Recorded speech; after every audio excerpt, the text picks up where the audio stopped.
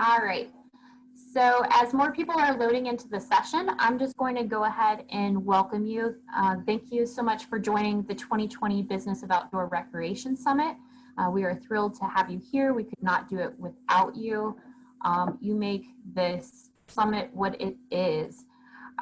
So as the host, I'm Sheena Pate with Crown of the Continent Geotourism Council. We have Rachel Schmidt with Montana Office of Outdoor Recreation, and then Bob Walker, Montana Trails Coalition. Behind the scenes for this session, we'll have Calvin and myself. So we'll keep ourselves muted for the most part and our cameras off, but we can help if there's any technical difficulties and help steer stuff. But with that being said, if everyone, as you're joining, just make sure your microphones are muted. Please submit your questions or resources that you might want to share. Submit those in the chat box.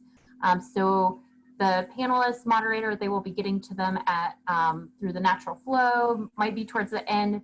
But as you have questions and resources that you think of, please put those in the chat box so that we can keep track of those. But we are really happy to have you. With that, I am going to hand it over to your moderator, Jan Stoddard, and sit back and enjoy, and we're happy to have you. Thank you, Sheena. My name's Jan Stoddard, and I work for the Montana Department of Commerce in a division that works on tourism and business development. And I want to welcome you to the Community Challenges and Solutions of Seasonal Visitors panel. Just a couple of logistics. So if you haven't, please change your view from the grid to the speaker so you can see all of our speakers. And also our format for the panel today is we've got 5 excellent panelists that are going to offer their insights into their communities, counties, and provinces. We're going to let each of those panelists present first, and then we're going to open up to a question and answer session, making sure you have plenty of time to ask all the questions that you wanted. If you refer to your Whova app, you're going to get a lot more biographical background on each of these panelists as well. As Sheena said, please allow the time for questions and using your chat feature. We'll make sure we continue to scan those and ask either specific questions of individual panelists or across a broad topic, whatever you like. I also have a couple of questions of my own we're going to insert in here as well and ask our panelists to comment on those. So just as a really brief introduction, the landscapes of Montana and Canada offer unparalleled opportunities for visitors to recreational access via public lands, national, state, and provincial parks. Although efforts are being made to spread this visitation across all 12 months, the majority of visitors come during the warm season months from June through September. And it's been really interesting that even during the pandemic, this pattern has continued. And I don't know if you saw the news release yesterday, but Yellowstone Park actually recorded its highest visitation on record for the month of September after the second highest ever visitation for the month of August. Those are some incredible numbers even in a non-pandemic year. But the result of this is massive demand on our communities and regions adjacent to or en route to our recreation areas and parks for a very limited season. So our panel topic is a critical one for communities and resource managers who will discuss the pros and challenges to seasonal tourism in gateway and rural communities. So to kick off our panelists, our first presenter is Kevin Eskelin. He's the Regional Recreation Manager for the British Columbia Ministry of Forest Lands, Natural Resource Operations, and Rural Development. Kevin? Good morning, everyone. Thank you for allowing me to speak on this panel. And I can speak fairly generally to the experience up in British Columbia, acknowledging that Land Management Canada is very different than in the United States. My stories involve managing outdoor recreation for the Recreation Branch Ministry of Forests in different locations. And right now I'm based in Cranbrook in Kimberley in the southeast of BC. Prior to this, about 7 years ago, for 10 years, I was in northern BC. Smaller towns, very small rural places. Tourism was the go-to economic diversification and economic development product, and up north, and it still is, where such that the visitation isn't in such great numbers as it would be down in southern BC here near bigger places. And that difference to me is pretty big in terms of the challenges that we're seeing. Challenges, by the way, and most of you I think know, seasonal visitors can bring overuse, damage. It can overwhelm our management capacity.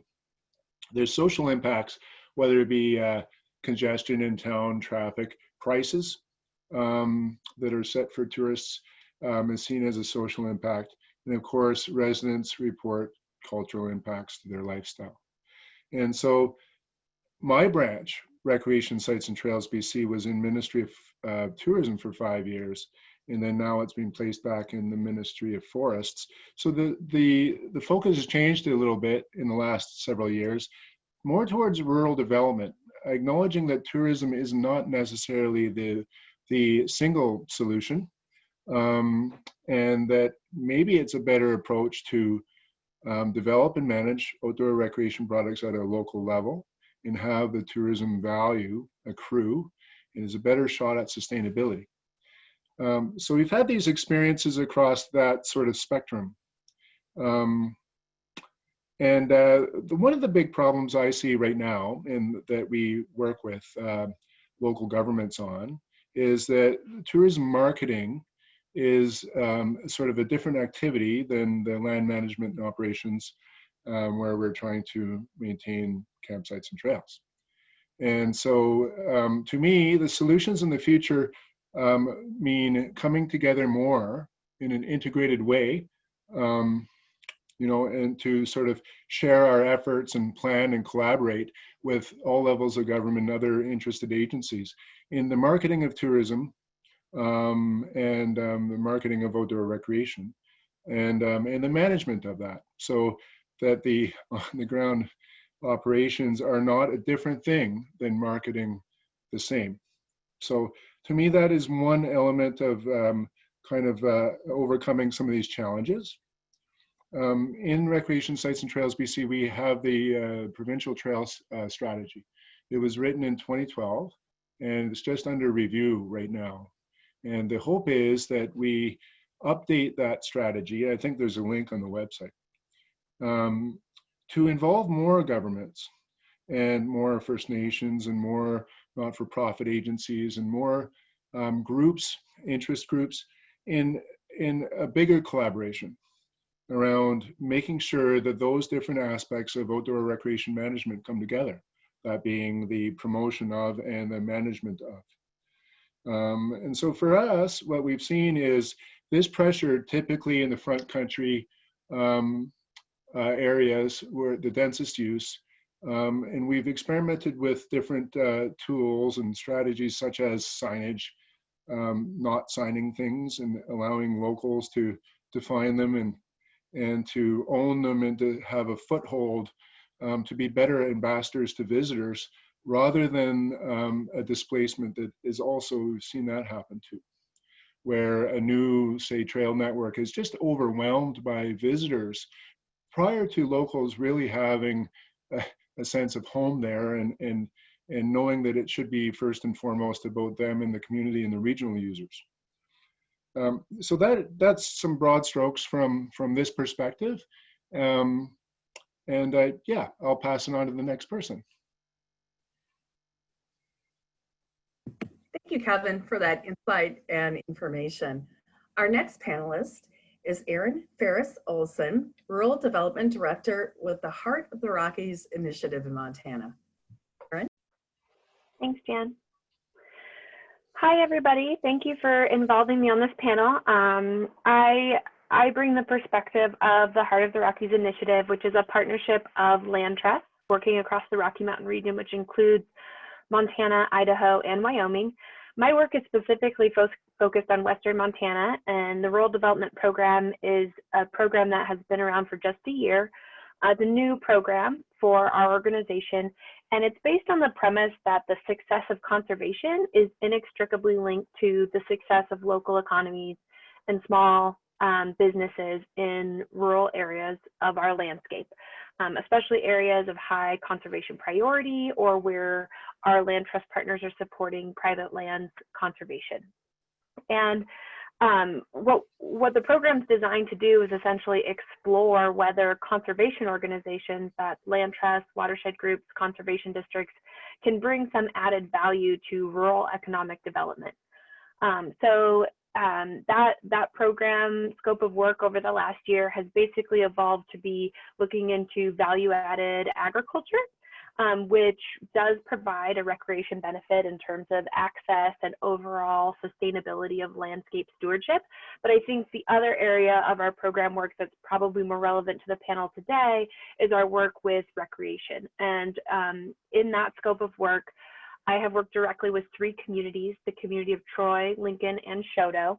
And we have been essentially looking at how we can access more resources so that those communities can plan and manage for what they hope for is an increase in recreation.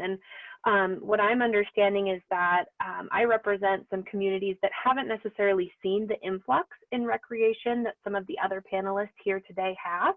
And those communities are looking to learn from the communities that I work with are looking to learn from communities that have access more, and to help advocate for resources that we need to locally manage that increase in tourism. Overall, these communities are slowly, some would say, learning that recreation economy is the future for these communities and letting go of some of what has defined their economy in the past. But they're also trying to balance their fear of change with an awareness that change is part of this process of embracing new economic opportunities.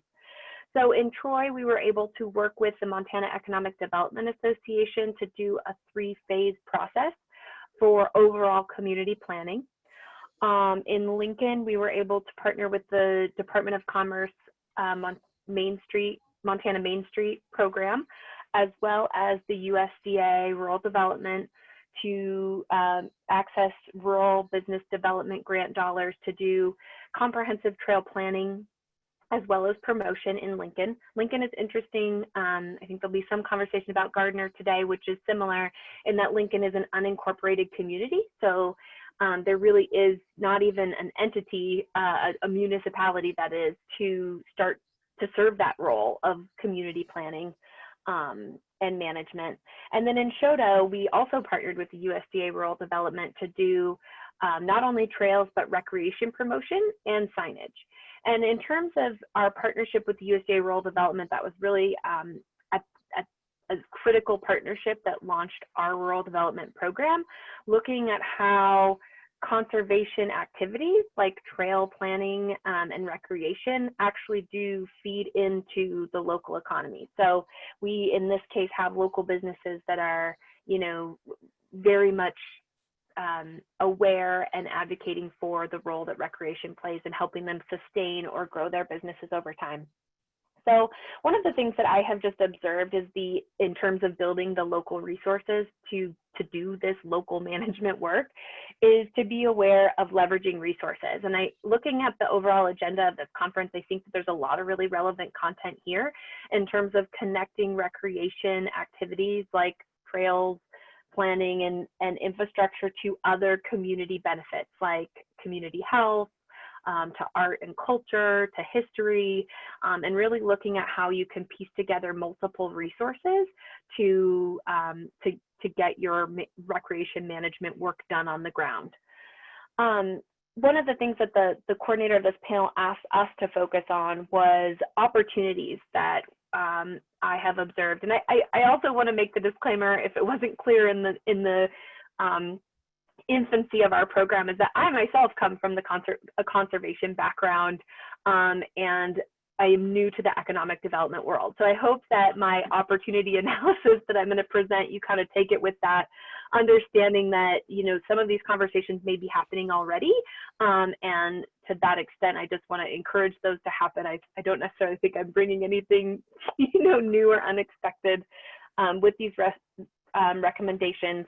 But I have heard the Department of Commerce was talking about essentially how to spread out the tourism impact across our state a little bit more, whether that's extending the seasons that are promoted through our state outreach, or the geographic spread. And the geographic spread would be something that the communities that I'm working with would find particularly relevant. Shodo has a lot of the amenities of Glacier Park, but because of its location, it just doesn't have the same amount of tourism. And so is there a way to actually promote areas around those hotspots so that we can just spread out that impact of tourism? Another aspect of that is thinking about how we market tourism in general. Some of the community members that I have talked to talked about how our map kind of divides Montana up into sections, and have commented like, how much does that really connect with how people move through not just our state, but our neighboring states as well? So, like in northern Idaho, there's the Trail of the Coeur d'Alene. Like, how is that connecting to Troy and some of the communities in Northwest Montana? Really thinking about how do we make it easier for people to plan their access across our landscape? And the other opportunity is just thinking about how some of like the resources we have, like the bed tax, really go to local communities planning efforts.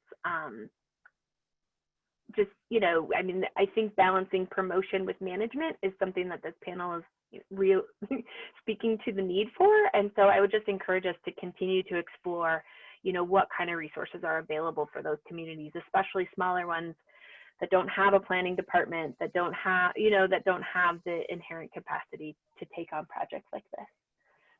So I'm excited for questions. And I would just like to mention that, my position is pretty flexible. My scope is within Western Montana. So if anybody here wants to specifically set up a time to chat with me, I would just encourage you to email me, and I'd be happy to make some time to talk about your community and what you're working on, and if there's anything I know of that I could help point you in the right direction. Thank you, Erin. And thanks for that offer too. Next panelist, we're going to sort of narrow our scope here, is Bill Berg, and he's a county commissioner with Park County. And I'll let Bill describe what that county entails. Good morning, everybody. My wife and a very good search dog and I wake up every morning with the world's first national park less than a mile to the south, the Absaroka Beartooth Wilderness just a little bit to the east, the Gallatin Range to the west, the Crazies to the north, and the longest free-flowing river running right through it, the Yellowstone River. We are obscenely rich in natural capital. So often economic development is seen as convention centers and sports stadiums. We've got Yellowstone and Glacier, the Beartooth, the Bridgers, and the Bob, and so much in between. These provide a competitive advantage that really can't be replicated or replaced. They're our golden goose, and let's imagine that we have one precious egg each year to share. The trick, it seems to me, is to use that egg wisely and protect that goose fiercely. To butcher a phrase from Terry Tempest Williams, they're looking back at us from the future, praying that we do our part in our time. We owe those future folks a healthy goose, and we owe them a healthy community. We're also incredibly rich in human capital here. That goose is a talent magnet, bringing so many of us here from elsewhere. The result is a passionate and talented mix of citizens, communities, and businesses. Park County has about 16,600 friends and neighbors, and in our borders are 2 of Yellowstone's 5 entrances. Yesterday, Governor Bullock said that almost 13 million visitors came to Montana last year. That's a 13-to-1 ratio of visitors to locals. NORMA, with the Institute for Tourism and Recreation Research, has found that a high percentage of those 13 million have Glacier and Yellowstone in their sights. So it's not hard to picture those visitors flowing across the state, passing through our communities and funneling into Glacier and Yellowstone. Someone please tell me if I'm wrong, but here at the bottom of the funnel with our small tax base, we see the benefits and the burden of the highest ratio of visitors to locals in the state. Our neighbor to the west, Gallatin County, has more than 7 times our population, and a similar number of non-resident visitors to serve. We have the same obligations to those visitors with a fraction of the resources. Our law enforcement, emergency medical, and search and rescue resources are stretched to the breaking point. We're responsible for maintaining roughly the same miles of county roads as Gallatin with a fraction of the budget. As far as building resiliency, and I promise this isn't all doom and gloom, we're running from behind. Other than 3 summers as a backcountry ranger, I was a private sector guy for several decades before I became a commissioner in 2017. I launched and ran my own business for 22 years before this. It doesn't take long in this chair to realize that there's a serious disconnect between Park County's revenue and our expenses, most of which are obligations. I understand that local government's not a business, but I also understand that obligations have to be funded. We're heavily reliant on property tax. I expect that's a decent model for serving the needs of residents. And we're a hospitable bunch, but funding from locals can't provide for the needs of millions of visitors. There's too little about property tax that scales with the ebb and flow of our outdoor recreation and visitor economy. Income tax does scale, but not enough of that flows back to the locals. Fuel taxes are helpful in maintaining roads, but fuel efficiency and reluctance to adjust for inflation has significantly eroded their value. The resort tax has provided a lifeline to Gardner and Cook City and many communities across the state. It does scale with the level of visitor activity and is allocated by those communities within those communities. Ask any of them if they'd prefer to go back to bake sales.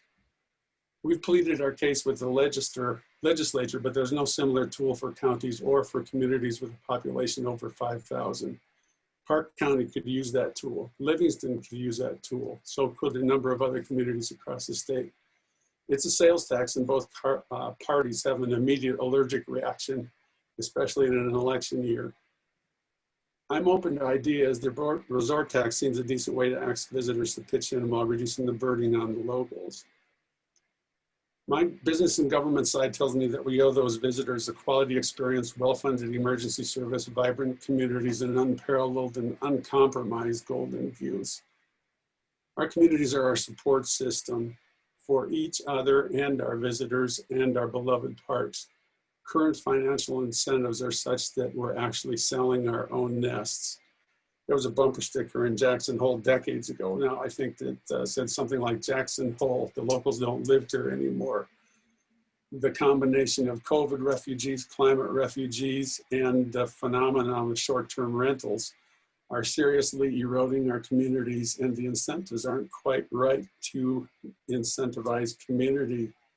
I thank you for your time. I look forward to hearing from what our neighbors to the north have to say. In particular, I'd love to hear more about marketing versus management. That was a great comment. Lodging taxes and how to use them, affordable housing, and sales taxes. Thank you, Bill.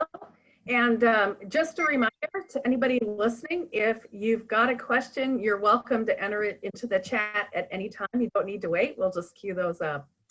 So we are going to go to the north to a community that has worked hard on creating a sustainable tourism plan and putting it into operation.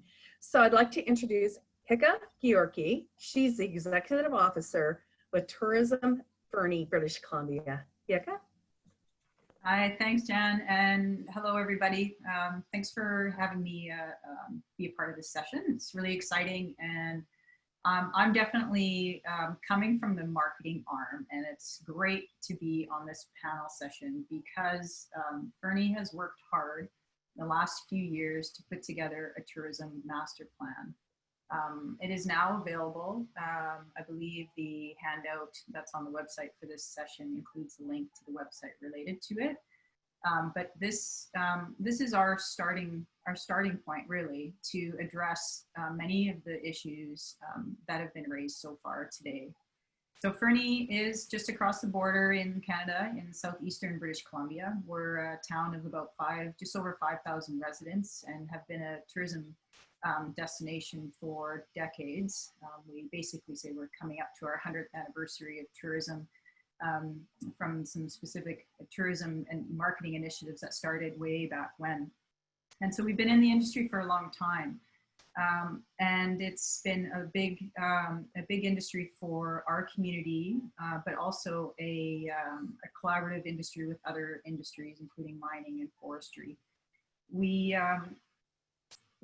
are very much started as a winter tourism destination. Many of you know, as for my background, we're a winter ski destination that we've been known for a long time, but have definitely expanded into summer tourism and four-season tourism as well. As a marketing tourism person, we have seen the challenges. There is no doubt about it. We've seen it on a community level, we've seen it in a regional level and a provincial level. And our tourism master plan was a process led by our organization to work together as a community to understand the challenges and the opportunities to really drive tourism in a sustainable way to the future. Seasonal tourism is definitely one of those topics. As a primary winter destination, the goal 10 years ago was to grow summer tourism, which we've done. Now we're seeing some of the results and impacts of that. Now with some of the efforts, including the tourism master plan, we're working on growing shoulder tourism. There's definitely lots of pros and cons to seasonal tourism. So I'll address those quickly as well. Many of them were brought up already. Obviously on the pro side, you can look at it as tourism overall. Economic development, employment, business opportunities, a growth and abundance of shopping and dining, events and festivals, increased access to recreation and amenities, increased vibrancy and energy. Tourism does that in terms of its benefits and whether it's seasonal or year-round. On the impact side, as mentioned by many of the other panelists, we see many of those impacts, not on a mass tourism way, but we are seeing them in our peak seasons. It's definitely more of a summer challenge in our community. So seeing increased visitation. And it's not just what we see in terms of visitors, it's also an increase of recreational use by locals and area residents as well. It's definitely a mix. And the COVID crisis has increased. We have seen that increase in outdoor recreation in our area as well. So the impacts on the environment, also relate to the amount of amenities and infrastructure that are at these locations as well. Some of our trails are, were built to accommodate, locals and some tourism. Now it's, tripled in its impact, and we're realizing that the amenities or the infrastructure on these areas are not suffice to handle the demand. And this is, one of the key areas our tourism master plan is working towards solving is dealing with that, but also understanding if there are areas that are impacted too much to try and mitigate those impacts or divert people to other locations that can handle the impacts, or not the impacts per se, but the capacity. We've seen, challenges such as parking in our community to capacity downtown at peak seasons. So it could be restaurants over capacity, which then starts to impact the visitor experience as well. We had one of our key destination backcountry trails shut down for a little bit because of grizzly bear habitat. And so it's for all of us to understand how to work around that to ensure that our wildlife is protected where it needs to be, and that there's a relationship in understanding what's needed to be happening on a management level with various areas, and what should be marketed and what should not be marketed. And if people are allowed to visit certain places, that there are ethical guidelines attached to that messaging as well. The challenges of seasonal include staffing. Our businesses, we're seeing a lot of staffing and labor shortages in our community, and this is heightened typically during the peak season. It's hard for a business to deal with seasonal tourism because they obviously have a higher number of employees that they need in peak seasons. Then they all get laid off in the off seasons, and then they have to try and hire them back or find new ones in the next season. So that's a big challenge for our local community in terms of the business aspect. And that obviously relates to those fluctuations they have to adapt to with increasing and decreasing revenues and fluctuations throughout the year and managing that as well. But the seasons are dependent on our weather. I mean, we're a 4-season type of destination. There's less products available for visitors to do in the off season, and thus less come during those off season. So it's really being creative in terms of identifying, you know, what are the unique and amazing things that people can do in the off season that can drive visitation, to drive those low valleys of visitation a little higher, and manage that fluctuation of peaks and valleys. You know, whether it's just enjoying the sightseeing and the fall colors, to the spas, to, you know, off-season hiking and biking and such. So we're looking, you know, at the economic development side, but also, you know, working to try to address the impact side as well.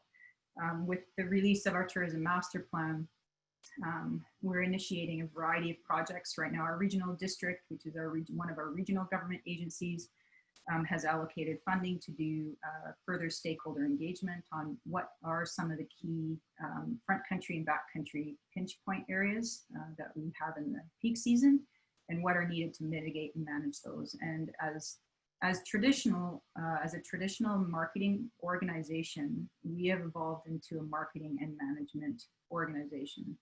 Management is not solely our responsibility, but we are a key player in it. And it's very much a collaborative effort. The Tourism Master Plan allows us to be a team. Basically, we have a champions group that represents various different sectors, from the city to marketing, to the resorts and accommodators, to the environmental sector. We have everybody at the table to help us solve these challenges, because management is not one type of an organization solution. Some of the solutions, obviously, that we're also dealing with is marketing and the content. You know, can we change some of the routines of travel behaviors in terms of when people come, encourage people to come more in the off season than in peak season, because we have enough people coming as it is during the peak season. Can we, change those routines? Can we increase product development in the off season to encourage people to come in the off season and do the things that we have the capacity to offer, and obviously work on the challenges in the peak seasons that's where our focus needs to be. Dispersion is a topic that people talk about, and it's to me, it's a pro and con type of solution. The idea behind it, as I understand it, is during peak season, can you work to disperse people? Instead of being at 3 places that are high impact, can you have them at 6 places and kind of spread people around a bit more?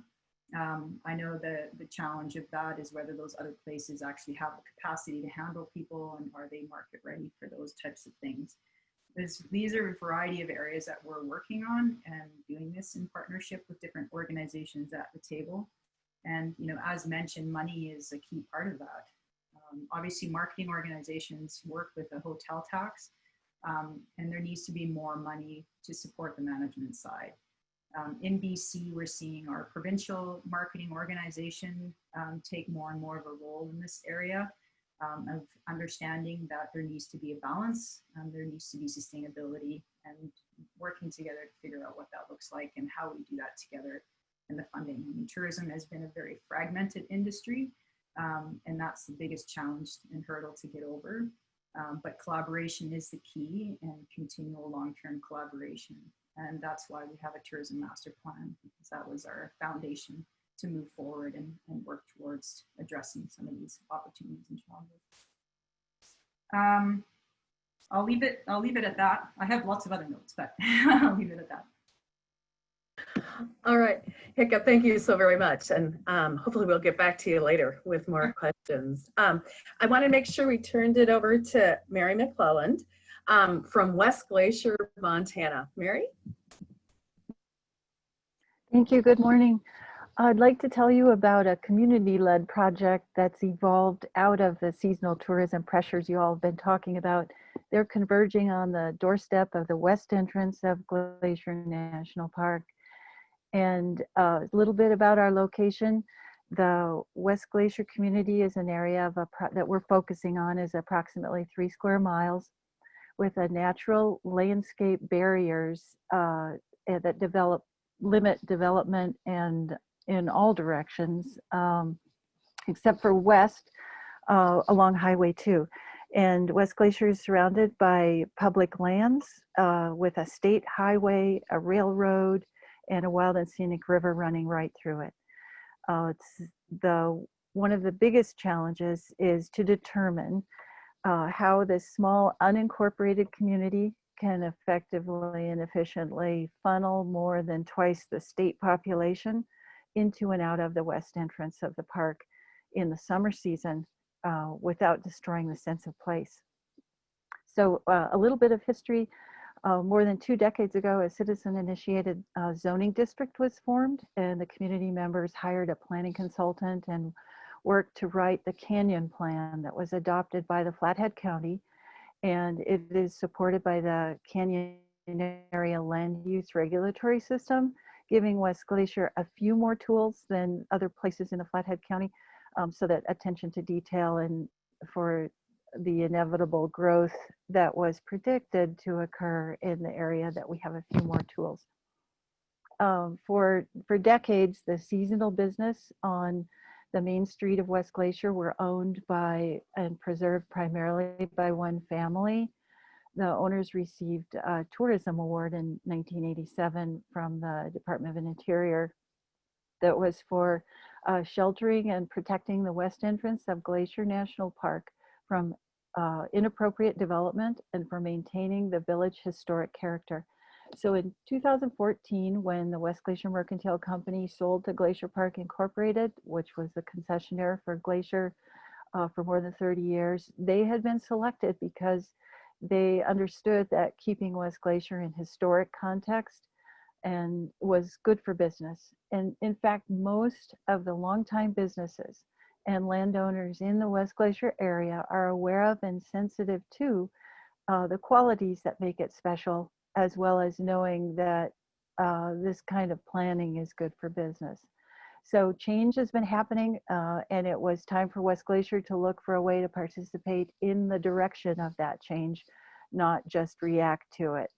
And so with the help of National Parks Conservation Association and some West Glacier residents, we teamed up to do just that. And seeking assistance from the National Park Service Rivers, Trails, and Conservation Assistance Program, we've been working for the last year with Patsy McEntee, who is in the audience today and would be available for questions on some of the more detailed parts of our plan. She has guided us through this program, which specializes in building gateway partnerships. And they assisted in developing community building strategies through the planning and exercise, and looking for ways to help stakeholders come together, listen to each other, look for solutions and shared values, and become partners in identifying those and moving forward with how we can help West Glacier grow. The inevitable. So our planning team evolved to include stakeholders and advisors such as the Flathead County Planning and Zoning Office, Emergency Services, the Highway Department, Forest Service, National Park Service, the University of Montana, and the Outdoor Rec Office, of course. And most importantly, the businesses and residents of West Glacier, including the newest business pursuit and the longest running small business in the area, the Montana House. And the West Glacier Vision Plan successes so far, where we've been working on this for about a year, and we have starting this project has fostered already an increase in communications and trust building and collaboration between the stakeholders. So it's, in some ways, we didn't know where to begin because we were unincorporated. And this has already been successful in that way. We've also had public meetings before COVID, and luckily we were able to squeak those in early this year, and for the middle of winter, we had a great turnout both for a resident meeting, and we held a meeting down in the valley because West Glacier, though we're on the doorstep, all of Flathead Valley is considered gateway. We're just the end point. We also had stakeholder meetings, and specific to like transportation or emergency services. We have created a website, had a Zoom meeting for residents, part-time and year-round, absentee owners, trying to reach out to everybody and get input from all the different perspectives. We send out update emails, had conference calls, press releases, and incorporating the current communication efforts that were all projects that were already underway. We're getting them organized in this plan. They would include the Firewise program that the Montana House, Monica Youngster started with several agencies, the DNR and the emergency services, and the USFS. They have put together a Firewise plan for the community. Expansion of a public service newsletter that was underway with another community organization that had started.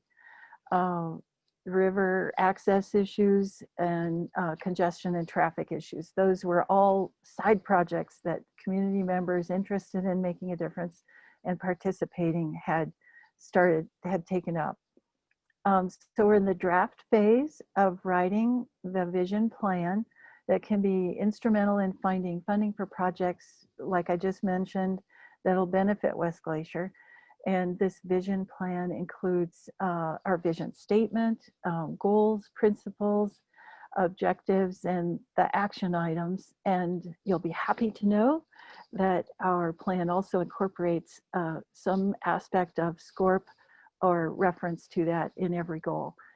And ultimately, we can be used, or it can be used for decision-making into the future. And in our materials, there is a copy of that draft, along with an example of our summer public service announcement, which included information for visitor and resident alike on responsible recreation, COVID safety, where to find wildfire information, because we were in the middle of our fire season, short-term rental reminders, and where we were on this project. And so we have some other great examples that Patsy provided that you can access to in the materials. So that's about it. Thank you very much, Mary. And just a reminder, through the Whova app, there will be some additional materials that you can access that have been furnished by our panelists. Also, within the group chat right now, Jikke did provide a link to the master plan for Fernie. So take a look at that. And Erin was kind enough to provide her email for anyone wishing to contact her to work with her on their communities. We've had a couple questions come in. So the first one from Margaret Gorski asked, what % of the bed tax goes to promotion versus planning? So I'm going to take the beginning of this, and then I'll turn it over to our panelists as well. So for the state of Montana, tourism is supported by a bed tax or a lodging tax. So every night you stay in a bed, an additional 7% goes back in collections to the state. 3% of that 7 immediately gets peeled off and goes to support our state's general fund. The other 4% gets divided up between agencies, tourism partners, and our Office of Tourism and Business Development. And from that, we create our budgets. What's interesting about the statute that created lodging tax collections, it was designated for 2 things. One was to promote Montana, The other was to support film production that promoted Montana. So as far as there was never within the statute something directly asking for planning. So what happens is planning becomes embedded in the programs and the projects that we do. So for example, our marketing bureau works hard to identify what is the highest value visitor to Montana with the lowest impact. And in doing so, we invest in a lot of research and data to understand who that is and how we get those people to come to our state. We also have another part of a bureau that works with communities on tourism grants and other programs that works hard to identify what creates longer term sustainability for destination development and, as Jikke said, for destination management. So we also are in the process of starting on a strategic / recovery plan, because in today's world, strategy and recovery have become really linked because we are still in a pandemic that's changing who our visitor is and when they come to our state, what they do. And we're still gathering all that information. So, Margaret, I don't have a certain percentage of that, but there is an investment in planning and data and research that drives to setting strategic goals for the state of Montana. And I didn't know if any of the panelists had any other comments for your organizations.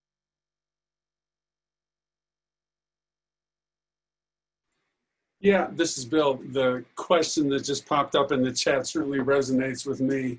Like some of the other panelists say, there are parts of the state that would love to see more outdoor recreation and visitor activity, and there are some of us that are just struggling to keep up. And to divert some of that money from marketing to management would be super helpful, because we just don't, like I mentioned, have a funding source that scales with the level of visitor need. And yeah, it's a really important missing link. I'll speak to that as well. It's definitely a topic of conversation. And we currently have about 15% of our budget going towards more the management side and industry development side. The challenge is that a lot of that money, there isn't a lot of that around. What we need to do is get more money from government and from the visitors to support these expanded needs for areas. So outside of some of that hotel tax, or more that hotel tax going towards those programs, is also getting more funding overall to support the needs, because there's not enough to do everything. We talk about affordable housing now as well, and seasonal housing. We talk about the environmental impacts. We talk about needed infrastructure. Like we're talking millions and millions of dollars. And so what we need to do is come together as an industry and work collaboratively to push government and and I don't know how to do it outside of tax, honestly, to figure out how we can get more support for our industry overall to support these types of projects. So I had some printer noise in the background. I don't know if that interfered. Thank you, Bill and Jikke, for those comments. Our next question is, with seasonal workers and an increase in short-term rentals, how have communities dealt with the obstacles around housing for both seasonal and year-round workers? I can take a shot at that. You know, for every complicated problem, there's a simple answer that's wrong. So short-term rentals certainly aren't the only challenge, as I mentioned, and I expect, as everybody here has seen, we're seeing a real rush on real estate from folks who want to get out of urban areas now because of COVID or fires. And real estate around here is going for asking price, sight unseen, cash. And it's really hard for a person on a local wage to compete with that. So, you know, Maslow's hierarchy of needs has shelter right there at the base. And we're selling our nests. The school in Gardner is really suffering for lack of, well, a few years ago, they were struggling to find housing for teachers. Now we'd just like to get some families back into town. So, you know, as a local government person, we're trying to figure out how to get a handle on one part of that, and that is the short-term rentals. And we've talked to Big Sky and others about tools that are available to do that, but it costs a few tens of thousands of dollars a year for these tools and doesn't generate any revenue for us. Yet it could generate, my best guess is $8,000 a day during full capacity season in the summer to that lodging tax. So the state, I would think, would have a real big interest in helping us get a handle on that. Cook City and Gardner would, because they would see additional resort tax collections, but we as the county have a hard time justifying the expense because we would have to shell out for it. So a lot of the incentives aren't quite right, and we aren't evolving as fast as the economy is. And I think there's a number of things that we need to just try to put ourselves in better shape for the future.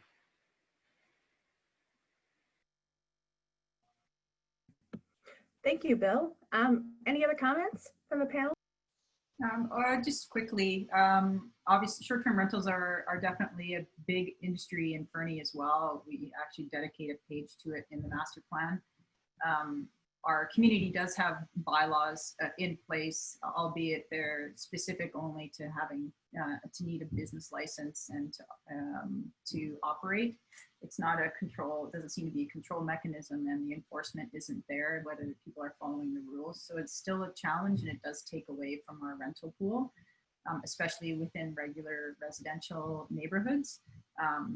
So it's a very dynamic and complex issue because now as much as we're allowing, it brings more visitors into the community because it's increased our accommodation bed count. It's also providing challenges within those neighborhoods, but also it's it's taking away the rental pool, which is now causing more of a housing issue. And how do we address that? So again, when it comes to the tourism side, and it's something that needs to be done in a collaborative effort and in a planned, organized, strategic effort. It's hard to solve any of these big complex issues without the right people at the table in a concerted effort to move forward on finding solutions together, because otherwise it won't happen effectively in my mind. Thank you, Jikke. And I think that common theme of collaboration and coming together within the community and across communities, even to surrounding counties, is absolutely critical for coming up with a solution that's going to be workable for that situation. I mean, different cities, different regions have different needs. There's some parts of Montana where it's actual seasonal workers coming in, even for organizations like the Forest Service or state parks that are creating just as big a challenge as finding seasonal workforce for retail or lodging operations. So thank you so much for their comments. I was going to ask you, Mary, did this topic come up when you were working on your community plan? Yes, very much so. We have both the short-term rental issue and seasonal housing. And what we have done in the Middle Canyon Land Use Committee is I think one of the key ingredients is interested and willing to participate active community members who want to solve the problem. And we have a core group of people that include both businesses that are suffering some of the problems and residents that are impacted by short-term rentals. So we're working on amendments to our land use plan in the Middle Canyon that address some of the issues that have come up. And already we've had the short-term rental amendment in place for a year, and it's already apparent the shortfalls that it has, because something that several of you already mentioned, there's no enforcement. So there are some great suggestions and regulations that have been designed by both the businesses and short-term renters who agreed that these were a good model. and yet when some of the guidelines are not followed, we're left with somebody has to file a complaint with the county, and the county this year being unusual, of course, too, but in general, they're overwhelmed with the amount of response that they can give to that. But I would say that on the positive end, we have tried to write those into the land use, and we'll see if we can keep improving it. One Thank you. comment, I think, Jan, you were making this so that there's different sizes of communities and different needs, and the sense of scale is definitely an aspect of all of this. One thing that the community of Troy has recently suggested was just starting with some landlord education, just pulling together some small scale trainings for potential either short-term or longer-term landlords, so that the buildings and housing opportunities that could be available are actually being realized, because they're not in a position to look at building a hotel right away or that kind of thing. So, you know, just thinking about some of the smaller scale things that we could do through education. Thank you. Any other comments from the panelists? Okay, I'm going to move on to the next question. For the tourism budgets. Oh, Mary, did you have a comment? I was just going to say that for the short-term rental issues, that was resident involvement in developing a public service announcement that we tried to do just what Erin was mentioning. We used it as communicating or educating. Maybe some of the owners weren't aware of the new regulations or what they needed to do. So we tried to provide that information in this public service announcement that incorporated all things they should be caring about, like the fire program or Firewise and wildlife awareness, things like that. Thank you, Mary. So the next question said, for the tourism budgets, what percentage is being directed toward promoting, educating the visitor in responsible recreation, excuse me, or is that what you mean when you're talking about management? So I was going to lead this off with just a little bit of maybe insight in what's happening with the state of Montana. You may or may not be aware that as of last mid-April, we ceased all promotion on a state level of asking people to come to our state. No hard marketing, inviting people to come here based on taking a look at what was happening with the pandemic. And we actually switched our entire promotional focus to that of education, educating non-residents as well as hopefully residents as they visit and travel across Montana, because they still came, you know, regardless of the situation. I think people perceive areas that we live in as more COVID-free, safer places to be. Outdoor recreation is really what visitors want to do now in terms of activities. And so because of that, people still came. They were still planning, they still arrived.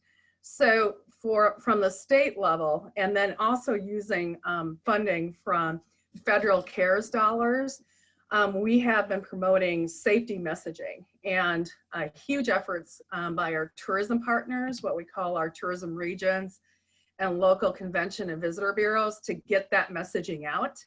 So the first wave of messaging was all about appropriate behaviors, right? Wearing a mask, social distancing, you know, those kinds of things. The second wave of messaging was about recreating responsibly.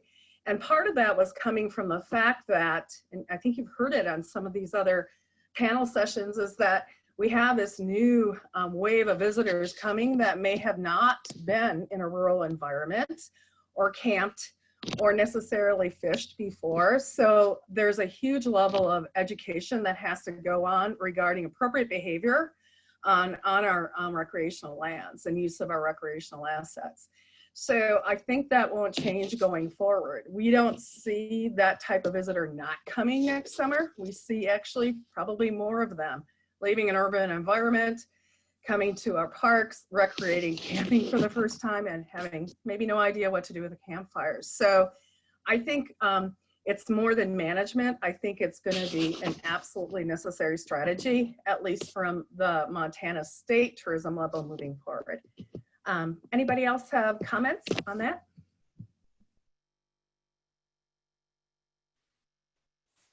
Yeah, just quickly, I mean, so on the management side, it's a multifaceted side of things, and it's really looking at what the priorities are within the destination, as you kind of alluded to with your comments. I mean, it's about managing visitor needs and expectations. It's about managing, you know, the visitor experience on the ground. It's about managing impacts and capacity challenges. It's about managing, you know, the collaborative effort to plan and organize tourism. It's so many different factors, and it's really identifying through a process what's the priority for your community, and then how does your budgets allow you to support those, and again prioritize even further. You know, our process with the master plan has allowed us to kind of identify some key areas, and now it's about working together to implement those areas and finding even more funding to support the priorities out there, and different mechanisms that may be able to do that with us. So it's a big project and a big process, but it's needed for sure. Thank you, Jikke. Kevin, I was going to ask you, as part of your strategic plan, and thanks so much for putting that link to it in the chat, but as part of your strategic plan, you talk about communication and education and how that could be done. Yeah. So I did put a link to the BC Trail Strategy in the chat box there. I would recommend people take a look at page 19 if you don't look at anything else. It's a kind of a graphical summary of what that plan intends to do. In terms of education, you know, as a land manager for recreation, my focus is on the communities, really sensitive to the idea that there's impacts by visitors. Under the trail strategy, one of the techniques that we've employed is recreation access management planning. So collaborative planning is a component of the trail strategy, and we engage communities at region-specific planning exercises. And that way there's more buy-in at a community level for what's happening with the recreation amenities. Broadly though, in addition to that, we have a touch point with the community stewardship groups. We actually manage most of our campsites and trails through volunteer organizations. And so there's a constant conversation going on. They're very well aware, therefore, about what some of the concerns are around the impacts on the ground and the sustainable management of those trails. And we hear all the time from those groups about some of their dissatisfaction with the social cultural impacts in the community. And so when we work together, I feel that I'm being successful as long as we don't lose the community in the solution, that all our management is central on those community stewards. By the way, just to loop back quickly on the funding, up here in BC, the recreation branch operates sort of on that partnership model where we have limited resources. So enable those community groups and their stewardship activities, including construction, but also maintenance of campsites and trails. And those groups on their with their own devices pull in external funding.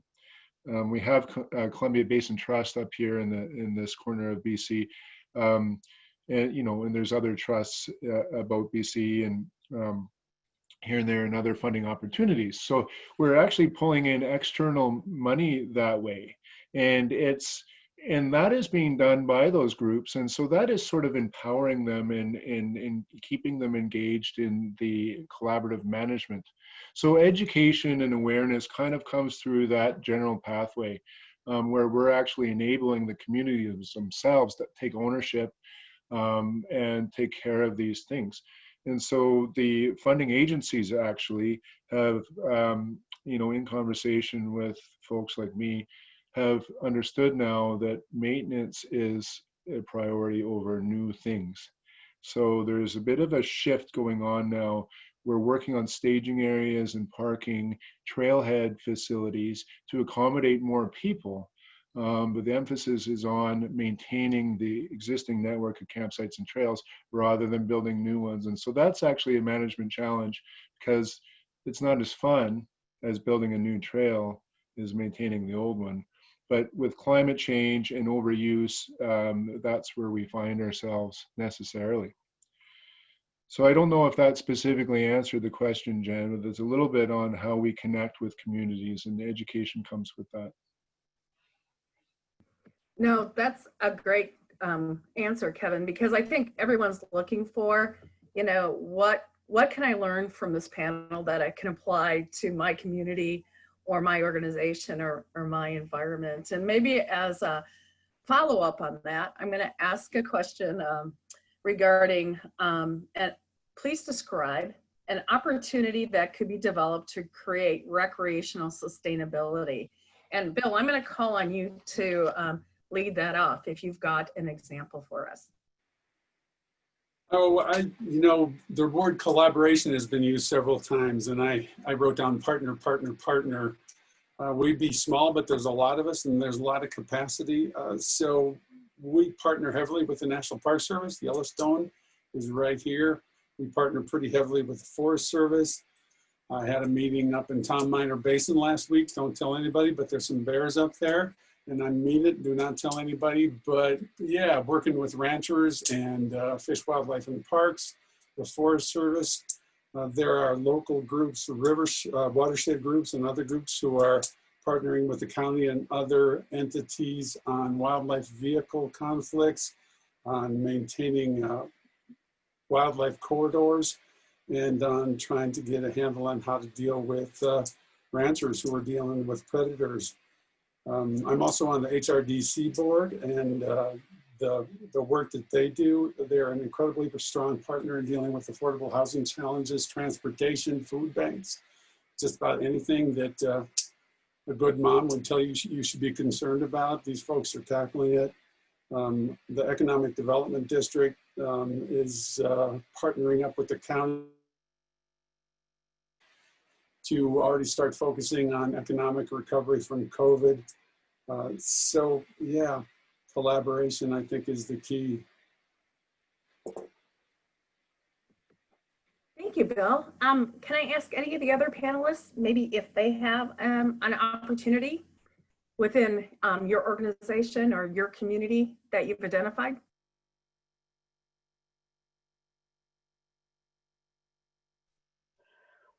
Well, I would just comment that that's what we're looking into right now is there a role for like a land trust or watershed group or conservation district, a conservation entity to step up and maybe be the applicant for some resources that are not otherwise being accessed. And I hope I'm not being too redundant, but one of the reasons why collaboration and partnerships are helpful is because it gives that potential to leverage. And one of the things that at least I've been noticing, and this is what we're trying to do with our comprehensive trails plan in Lincoln, is line up really strategically some of these opportunities, because they all have timelines and it takes 2 years, I would say, to an outline of a 2-year timeline of different opportunities to be positioned to secure the funding, to leverage the funding for another program. And so often what the communities that I'm working in don't have is the information up front to prepare themselves for that longer term planning process, because they're finding themselves just trying to scramble things together at the last minute to reach a grant deadline, and that's not going to get it done. It's not going to sustain the work over time in terms of sustainability. So how can we be just a little bit more strategic with a little bit of a longer term vision to effectively leverage those different resources and partners? Thank you so much, Erin. Anyone else? Mary? I'll just say that one of the reasons for going the direction that we did in West Glacier with NPCA helping us access RTCA's assistance program is that it allowed us to do just that, thinking towards the future in a planning way rather than just our small community being unincorporated. We're just reacting to being bombarded by all of these pressures coming down, and we're like the last stop for everything that happens in the valley gets up here, and there's nowhere to go with it. It's squeezing out everywhere. And so that was the beauty of the RTCA planning assistance, is to create this vision that we could move forward and try and achieve that way rather than just letting it happen. Thank you, Mary. Anyone else have any comments? All right. I'm just waiting to see if we've got any more questions. Well, I'm going to ask one more just because I like to ask this question, because not only do we have the normal challenges that come with seasonal tourism, this year we had a pandemic. So I just wanted to get a couple comments or input from each of you on how you saw any differences in seasonal tourism because of COVID-19, or in workforce, or anything else from this past warm season. And if you have any thoughts about the future.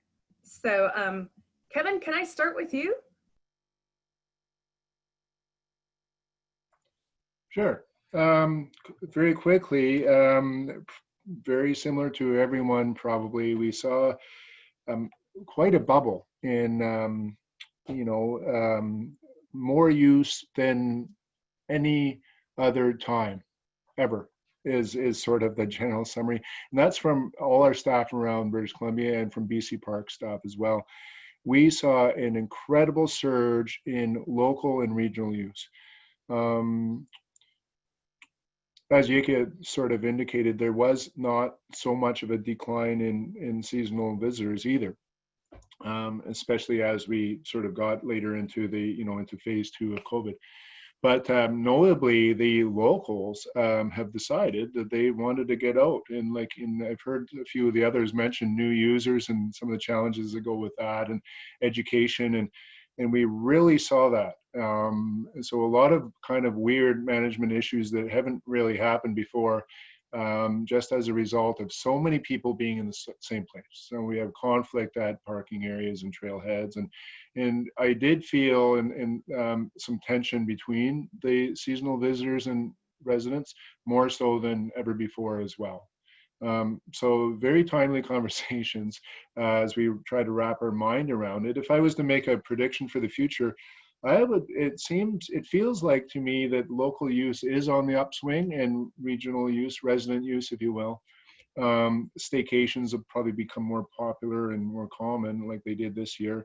I don't see much of a decline in seasonal visitation either. So we're looking like we have a net increase in use. And, and as we've discussed, our management tools for that are limited. It's a capacity, and it really looks like up in BC, unless things are changing, we're going to go through more of a fee system, more rules, more limits of use. I am really concerned about what happens with the displacement, though, in the unmanaged public. We want to manage everyone, in managed spaces rather than having them disperse. And so that is also that problem was growing this year too. Thank you, Kevin. And actually, it looks like we've come up on the end of our time for this session. So I want to especially thank the panelists today. They brought, I think, wisdom and insight and some great ideas on things that you can start in your community. as well as offered up some great resources, taking a look at those strategic plans, the master plan, and contacting Erin. I would definitely take advantage of that. If you do have additional questions that came up that we could answer later, just add them to the chat and I'll work with Sheena on getting responses for you. So thank you so much for attending, and thank you again, panelists. Thank you, Jen. Goodbye.